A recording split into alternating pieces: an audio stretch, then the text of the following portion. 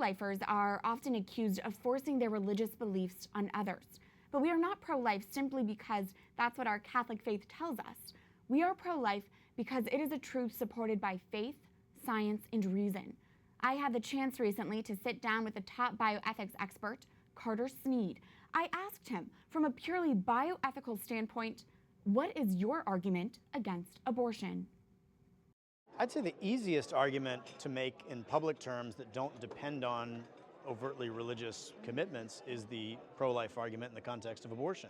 It turns on two principles. One is the biological reality of the unborn child's identity. Every embryology textbook that is used today acknowledges that the human organism that emerges from fertilization is a living member of the human species. It's a member of the species Homo sapiens, the living whole human organism that directs herself along a developmental trajectory that is species specific and on her own powers. She needs, of course, like we all do, a natural environment to support her life and so on. And I say her because at conception there is sex. We have embryos are male or female, and you can test for that. In fact, they do in sex selection in the context of IVF. Right. So the first idea is what we're talking about here is a living member of the human species, and that's inarguable as a biological matter. That doesn't require any religious conceptions at all.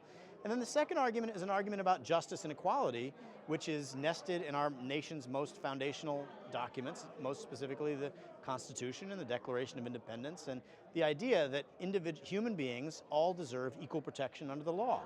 And if you're going to exclude an entire segment of the human family from the protection of the law because they're small or dependent or biologically immature or temporarily incapable of certain kinds of high-level biological functioning, that's an injustice of the highest order. That's a lethal form of discrimination.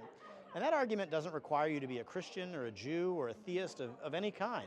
If you recognize the fundamental categories of biology and the principles of equality and equal justice under the law, which we all do as members of America, of the American civilization, then you should be able to understand and agree to the pro-life proposition. That's a human rights issue in that sense. Fundamental equality. You've been calling for the defunding of Planned Parenthood from federal funding for Medicaid for years. Yes. Why is that? I don't think any institution that provides abortions, and Planned Parenthood, let's just be clear, is the single greatest provider of largest provider of abortion in the United States. They make hundreds of millions of dollars a year. They abort hundreds of thousands of children a year.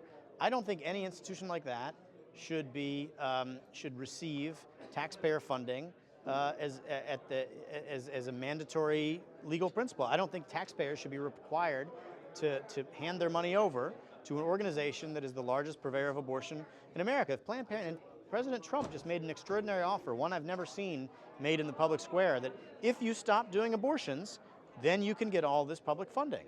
And I think that's a fantastic proposal on his part, because it will force Planned Parenthood to say, because they always say, oh, it's only 3% of what we do. If it's only 3% of what you do, it shouldn't be a big deal. Stop doing abortions, and you get the federal money. But if they refuse, as they have initially refused to do, that means they care more about abortion than any other aspect of their operation. And that's an important thing to reveal to the American people. And in fact, the President, Cecile Richards, said it was a vital part of what they do, That's abortion. an ironic use of the word vital, So, but yes. Snead, thank you. Thank you very much.